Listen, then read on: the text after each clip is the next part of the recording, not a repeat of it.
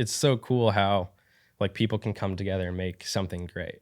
Yeah. You know, and coming from like the music world, it's like a band. It's made up of 4 people, you know, it's a guitar, drums, bass, keys, whatever. And it's like all of them on their own, they sound pretty cool. But like when you put them all together, they come up with their own name. They come up with a different name that like is the name for the entire group. And but there's still people within that group. So yeah, I just that's a focus for us is always to make sure that the people are the main focus.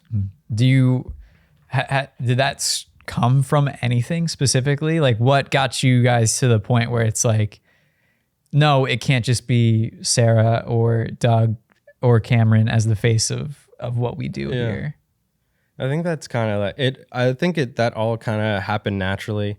There's a few accounts that I just enjoy watching, and they kind of had supporting characters, so to speak. And I love TV shows. I think that they're better than movies, and I love, you know, how you can kind of like sit in people's worlds for an extended period of time, like in Grey's Anatomy, for instance, or like any of those like longer shows. I've never watched Friends or The Office, but I'm assuming they're similar. It's like you start. Don't look at the comments of this video, please. Yeah, I've never watched The Office. Anybody? And I don't think I ever will. Ooh, that's even hotter take. I think I'm behind. I'm behind on that, so I don't think I'll ever watch it. But like, yeah, the first scene, like you have no idea who these people are, but you can't. Is Michael Scott a character? Yeah. Okay. You can't follow Michael Scott the entire time unless he's super interesting. Yeah. And at some point, he's going to interact with other people, and at some point, people are going to question who these other people are.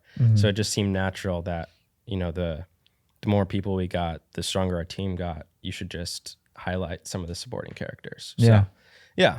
It's also like more, if you want to break it down, it's like just more content. Like if Sarah and Doug are out doing stuff, you still have these people to mess with and not have to fully rely on that. Because in like the broader creator economy, if you think about like YouTubers or whatever, you think, no, that person is the brand. And if they have a team surrounding them, everyone relies on that person being in front of the camera to do that. And that's a very like, if you were to look at the funnel, it's like it all comes down to this person. Everyone relies on one person rather than the cast and, you know, whatever the other pyramid looks like. Yeah, for sure. And like, yeah, you're seeing it now just with different businesses, with Prime or Mr. Beast or Ryan Trahan and his candy company, like any of those people. It's like the creators, I think Gary Vee said this the other day, but like he's saying he thinks that creators are more popular than NFL athletes,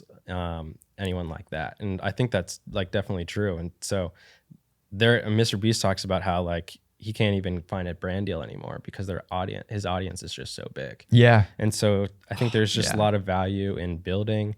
Like you don't have to, it doesn't have to be called personal brand. Like that's, you know, some people have an issue with that term these days, but you know, you're making yourself kind of like your own celebrity, your own influencer for your company, because people want to see how things are made. And so if you're able to show that on your personal accounts or on your business accounts, like that's a huge win.